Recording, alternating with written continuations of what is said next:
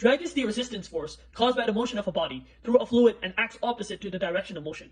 Drag, or also known as air resistance, depends on the frontal area of the body that is exposed to the flow, the velocity with which the body is moving, density, and the coefficient of drag that depends on the shape of the body. Thus, for small, dense objects like rocks and bowling balls, air resistance is typically unimportant. But for objects with a low density, like feathers, or a very large surface area, like parachutes, air resistance is very important. A small rock thrown upwards towards someone at a very close distance is an example of projectile motion, where drag is not significant. Projectile motion being the motion of an object thrown, projected into the air. After the initial force that launches the rock, it only experiences the force of gravity. Therefore, drag is not significant. In our day-to-day basis, there are always cars that could drive faster and faster. Why is that?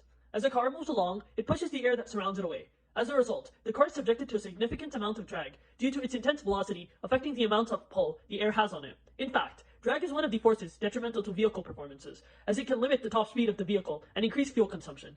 To reduce the effects of drag on a car, automotive designers often play with the shape of the cars to reduce the coefficient of drag, increasing its performance and the top speed limit. A real-life example of an object undergoing uniform circular motion is a ceiling fan. Uniform circular motion is when an object spins continuously along a circular path or moves along the circumference of a circle at a constant speed.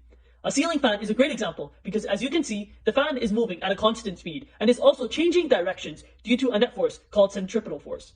A central axis serves as the center of rotation. Any point on the rotation circumference has a constantly changing velocity vector, and the centripetal force always pushes in the direction of the rotation center. Since this acceleration is always perpendicular to the object's instantaneous velocity, it only modifies the direction of velocity, not its magnitude, leading to uniform circular motion.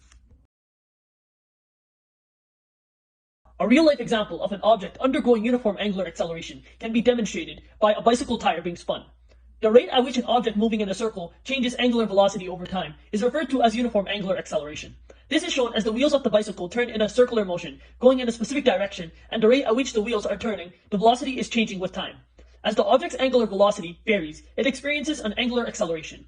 The angular acceleration is the change in the angular velocity. A bicycle wheel that was initially at rest and then started rotating has experienced an angular acceleration due to a change in angular velocity.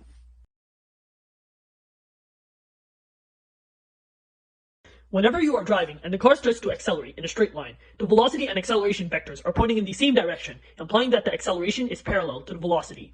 This phenomenon is shown as when an object accelerates in the same direction as its velocity, it is speeding up and moving faster in a straight line. As a result, this object is moving forward and has a positive acceleration.